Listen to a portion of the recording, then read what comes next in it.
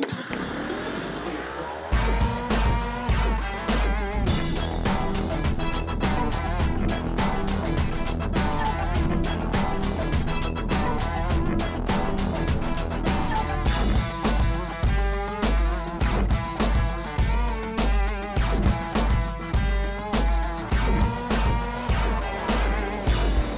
time on the hit list, we pay tribute to 8 heavy metal acts who'll keep rocking till they drop.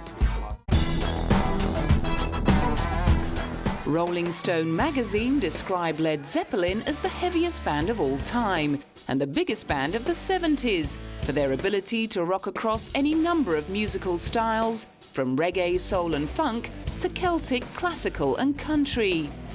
Jimmy Page's heroin abuse and the deaths of Robert Plant's son and drummer John Bonham led to the band's split in 1980. And quitting while they were ahead in terms of artistic and commercial success ensured the preservation of their legendary status. In 2003, the surviving members of the band turned out for a special screening of a Led Zeppelin DVD. It chronicled the band's live journey, which had ended 23 years earlier. I never actually made it to a Led Zeppelin gig because I was always working. You know? So it's like to sit there as a fan, because we got the 5.1, the surround sound. It just feels like we're at a show. There's people like cheering and all that. The DVD went platinum 4 times over ahead of its release, which came as no surprise to lead singer Robert Plant. If you're going to get this chronological visitation of Led Zeppelin throughout 4 different times, it's got to be worth having a look at. You know, I mean, I was intrigued to see it. I want to know who that guy with the blonde curls was at the front of the stage with no clothes on. In answer to the eternal question about a possible Led Zepp reunion, guitar hero Jimmy Page was typically non-committal. I don't know. Nobody's discussed it. Isn't that odd? Yeah. I think it'd need us all to get in a room together and be able to look each other in the eyes, and something like you've got a smile there, you know, but pick up the instruments, play a couple of Zeppelin songs, and if that smile's still there, then it might be a good starting point. There was more than a smile 4 years later when it was announced that the band would be reuniting for a one-off gig in November 2007 as part of a tribute to Atlantic Records founder Ahmet Ertegun. The Led Zeppelin website was flooded. I was told at one point that there was 500 million hits. I don't know how true that is, but, you know, it sounds better than 5, doesn't it? But die-hard Led Zepp fans, desperate for a live fix after a quarter-century of silence, were kept hanging on for another month after hearing the news that Jimmy had broken a finger. Well, I suppose something like a Zeppelin reunion wouldn't sort of be right without a bit of drama. When the gig finally went ahead at London's O2 Arena on December the 10th, their celebrity fans and fellow musicians were beside themselves. I think I never thought I'd get to see Zeppelin live. I just can't believe it's about happening in about 3 hours' time. I mean, I said as a kid, I was a big fan as a kid, and it was right in my sort of era, and I was coming to the tail end of it, and I was sort of waving my ticket at people. Don't have one, so yeah. You all, I've got one, you haven't. Dubbed the Prince of Darkness early on in his hard-rocking career, Ozzie Osborne steered Birmingham band Black Sabbath through their platinum-selling heydays of the 1970s. At the start of the 80s, however, he found himself out on his own, suffering from depression and addictions to a mixed bag of intoxicating substances. He bounced back from that black spot with the help of his former manager's daughter and future wife, Sharon, and achieved solo success with albums like Blizzard of Oz and Diary of a Madman. After more problems with drink and drugs, he looked ready to bow out again, but his retirement in 1995 was followed by an immediate comeback tour and the launch of his wildly successful annual Ozfest, which also saw his brief reunion with Black Sabbath. Just when his solo career finally looked to be tapering off in 2001, Sharon snared the whole family a deal to just be themselves in the MTV smash hit The Osbornes. All the resulting attention left Ozzie scratching his head, but over the next few years, He was invited to dine with the president, awarded a star on the Hollywood Walk of Fame, and declared a living legend at the 2008 Classic Rock Awards. I don't know about the living legend bit. I'm glad I'm alive to receive the award because my lifestyle went crazy for a long while, you know. I mean, I'm not saying I'm a prude or anything, but I kind of remember what I did yesterday. On the eve of his 60th birthday in December 2008, he could remember all the way back to his first hit with Black Sabbath. So I remember being in a club in Birmingham, and Jim Simpson, the then manager, local guy, said to me, "Your album goes in the charts next week, it's 17, I think." I thought he was pulling my leg, and I said, "You're joking." And we had no idea. He also hadn't forgotten that his status as a living legend rather than a dead one owed a lot to his other half. If you want me to manage you, you've got to start cleaning your act up, and you've got to, well, I did for a while, but then I went back out, and she stuck by me through it all. And this is a dedication to my wife, Sharon. She's wonderful, the best thing that's ever happened to me in my life. I love her. Alice Cooper beat Ozzie Osborne to the living legend honour by 2 years. And at 10 months his senior, the American shock rocker seems to have arrived at the Big 6-0 in much better physical shape. That could be because the hard-hitting horror he introduced to rock and roll has only ever been an act. I think it took a while for the public to catch on to my sense of humor, and now they understand it, you know. But, you know, my dad was a pastor, my father was a pastor, my wife's father's a pastor, and I'm Christian, you know. But I still don't have any problem playing the villain because I think it's classical. Not to mention a lot more fun. By far. The villain always gets the best lines. I mean, you know, think of any movie you've ever seen and think of, you know, who really had the best lines in the movie. You know, the Joker had all the great lines in Batman. Captain Hook always had the best lines in Peter Pan. You know, the Sheriff of Nottingham had that great snappy comeback. Yeah, the villain's a lot more fun to play. But what about the prissy name? Alice Cooper is just, it was something we came up with years ago, 30 years ago, there were too many rock heroes. We needed a rock villain. And I was more than happy to be that villain. And, you know, rather than come up with a name like, you know, some horrific name, I felt that name was scary enough. It had a real sinister quality to it. Alice Cooper did. And it stuck. I don't know why, but it stuck. And it's a name that has done very well, not only for Alice, whose real name is Vincent Fernier, but also for the members of his original band. The story goes that as Alice Cooper was the name of the whole band, Alice has since had to pay a yearly royalty to the others for his continued use of the moniker. Although no one knows exactly how much, insiders agree it's enough to keep the rest of the band living comfortably. But for Alice, it's not about the money. I cared about the fact that we were living this great lifestyle, that every night there was a huge audience there, and they loved the music, and they loved the show. The last thing on my mind was, how much is a ticket? I don't know. I'll be honest with you, I don't know how much a ticket is tonight. For the ultimate showman, it's all about entertaining the audience. I think if you can make an audience go, ooh, and oh, how did he do that? Where did that come from? You know, if you can bewilder an audience and entertain them at the same time, if you can run the audience through a gamut of emotions, that's great. After 40 years of decapitations, spurting blood, two-headed babies and the odd leather-clad dominatrix, he has some words of advice for some of the newer kids on the block. Too many bands are so self-righteous and so self-important. And, you know, you get to a point and you just want to say, hey, it's rock and roll, come on. You know, if you do have a positive statement to make, great. Put it in the lyrics. Send it out there. Wonderful. But let's not try to make rock and roll a political, you know, standard or a political soapbox to stand on. I just hate that. It just kills the whole idea. Why bands like that should have to wear gray suits and ties, you know? I mean, I think that's awful.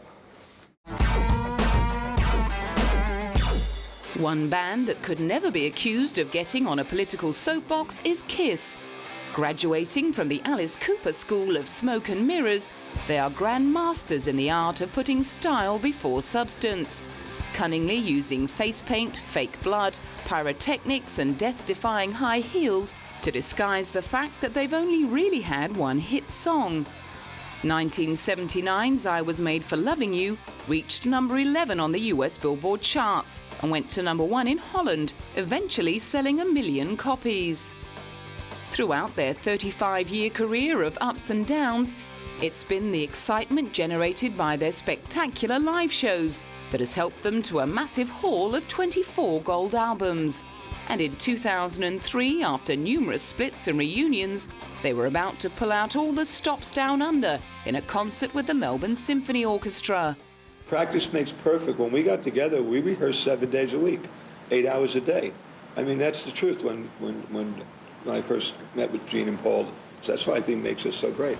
Ironically, it was Peter Criss, aka Catman, who was dropped from the band back in 1979 due to his substandard drumming.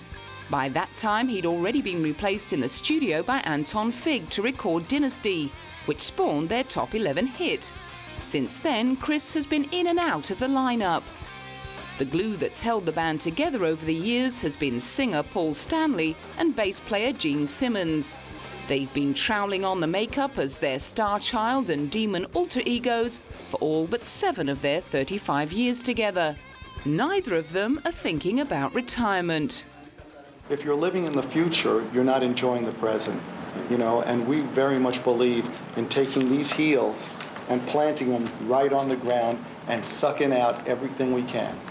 For the king of self-promotion, Gene Simmons, that means grabbing every opportunity to cash in on his celebrity.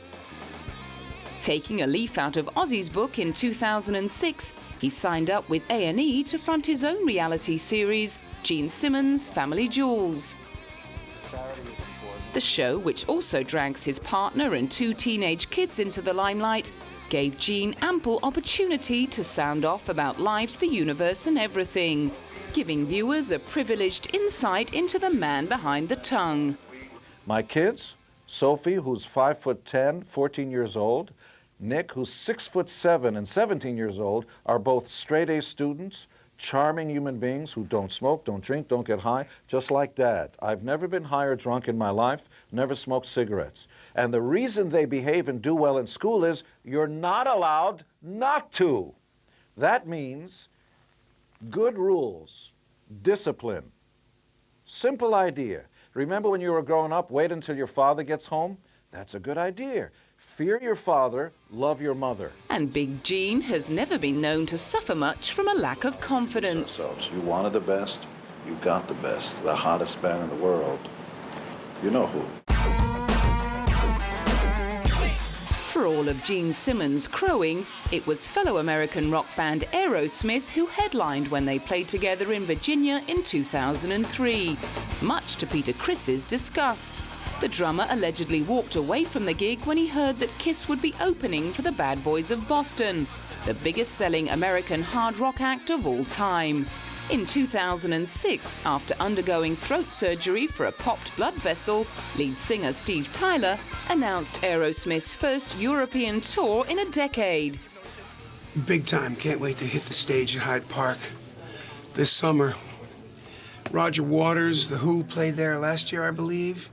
And the Stones, right in the 60s. That's when Brian Jones passed, and Mick let all the birds fly, the doves. It's gonna be flipped out, can't wait. For bass player Tom Hamilton, it felt like they'd be conquering Europe all over again. I remember when we started out and we were playing for audiences that you hadn't heard of us yet. We were opening for other bands, and you had this feeling of how much energy you had to put into sort of communicating that to the audience and getting them to react. And it still feels like that, even though everybody's obviously there because they like us already. You still feel like, you need to lift the energy and really, get the audience. To give themselves an opportunity to really get the audience, the Demon of Screamin' was happy to be opening the tour with a tiny gig at London's Hard Rock Cafe. More intimate, it's easier to get spit at. It's easier to get their reaction back. I hate it when there's barricades and they're so far away. It's more fun to, you know, to feel their breath and to lean into them. And I mean, we came from gyms where there was no stage and they were standing up right in front of you. And it's just good. It's a good thing. For Joe Perry, size wasn't important. I know for me, it's like looking at the other four guys, and the age thing disappears, the time disappears. It's all about that primal rock and roll thing, and it almost doesn't matter where we're making that kind of energy, whether it's here at Wembley or any place in between. Whether headlining with Kiss in Virginia or playing at an out-of-the-way concert in southern India, the bad boys from Boston just want that live fix. In fact, that's what we do it for, you know. It's that same buzz. It never goes away. It rejuvenates. We came, we saw, we conquered. We get caught up in it. We love it. And when we're off the road, we miss it like crazy. While the likes of Kiss, Alice Cooper and Aerosmith were glamming and hamming it up in America, Angus Young was strutting his stuff in school uniform as the lead guitarist of Australia's most successful rock export, AC/DC. My sister, she came up with the idea, and you know, she thought it was a good thing, because when I used to come home from school, you know, I would run in my room and you know, and I'd be practicing on my guitar, and she always thought it looked very cute. And I think even, you know, it's now people recognise you as the guy in the school suit. After releasing their first album, High Voltage, they went nuclear with the release of Highway to Hell in 1979. But just a few months later, the band was devastated by the death of lead singer Bon Scott from acute alcohol poisoning. I think probably the hardest was when Bon Scott, I think that died. I think that was probably the hardest thing, because we didn't know whether we would continue as a band. They made the tough call to draft in English singer Brian Johnson, who fronted their best-selling album Back in Black. 200 million album sales later, he's still with the Thunder from Down Under and approaches every live gig like it's his first. I think with AC/DC, every gig that they do, even if it's 4 months into the tour, it makes the kids feel like it's the first one we've done. Plan, yeah. You know, it's like we're just as keen and eager as them. On the eve of the release of Stiff Upper Lip and its accompanying tour, Angus was determined to keep pushing the barriers. You become, you know, your own critic, you know. You know, I always like things that, you know, you can tap your foot to, and that's, you know, you've got to have that. You know, you've got to have that ingredient. You've got to have, you know, tracks, I think, that, you know, instantly grab you, and it's got to sound like AC/DC, and, you know, for the people who know you as AC/DC, you want them to be able to say, oh, that's AC/DC and no one else. You know? 2 albums later, they're still churning out the music. And on the subject of the band's enduring appeal, Brian may or may not have been taking a pop at some of their more flashy American contemporaries.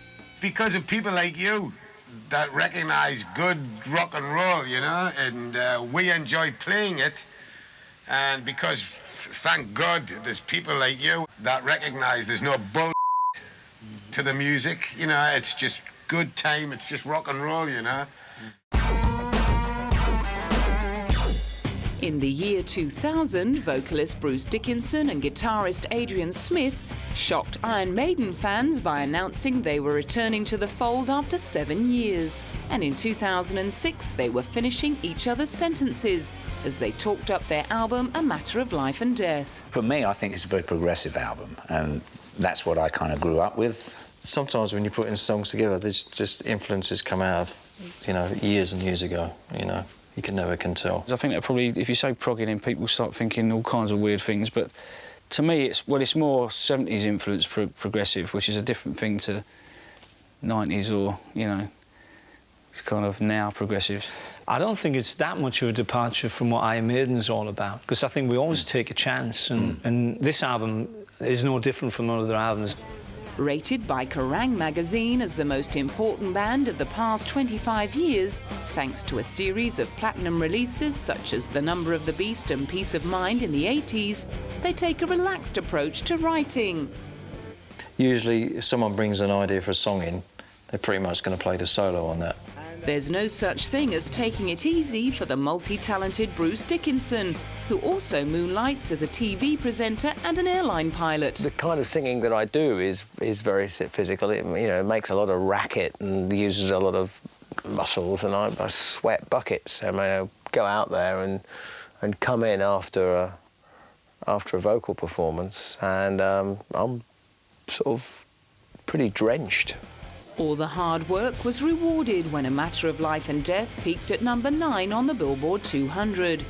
Soon afterwards, the so-called leaders of new wave British heavy metal were sharing the bill with The Prodigy and Incubus to rock the desert in Dubai. Fellow British new wavers Def Leppard seem equally at home in each other's company. Even when we're on the road, we're only on stage for 2 hours. There's 22 hours when we're together and we're not performing, and that's where I think the true test of a friendship or you know, any relationship is based, is the fact that we travel together, we do press together, and we can, you know, we can survive together. Unlike many of their contemporaries, Def Leppard have never been out of action, although they did see one lineup change in the first 12 years and lost guitarist Steve Clark to drink and drugs in 1991. The year after reaching mainstream superstar status with Pyromania in 1983, drummer Rick Allen lost his left arm in a car crash. The band never thought of replacing him, and after helping design his own custom electronic drum kit, he was back on stage with them at the 1986 Donington Monsters of Rock Festival. In 2002, as they previewed the release of their 10th studio album, Joe Elliott got sentimental about his early songwriting days with Rick Savage. We were just two kids just goofing off. He'd write chords and I'd write words that rhymed, and that was about all we knew, which is basically what it is anyway.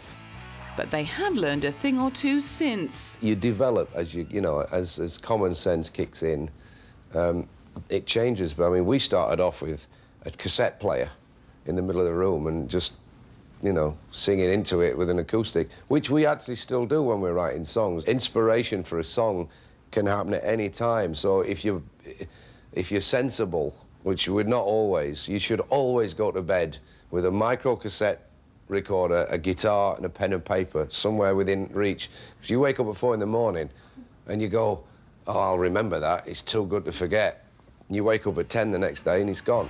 One great aspect of getting older is that the band no longer has to go out and win people over.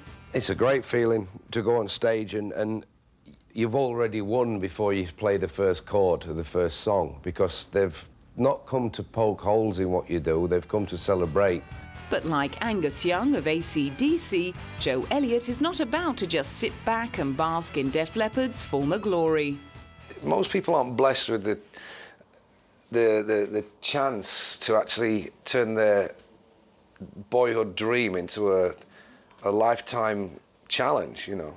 I mean, it's a calling for us. So, you know, in a nutshell, writing some more great songs, trying to better what we've done in the past. There's always a potential 3 minutes in you that's going to be better than any 3 minutes that you've written before.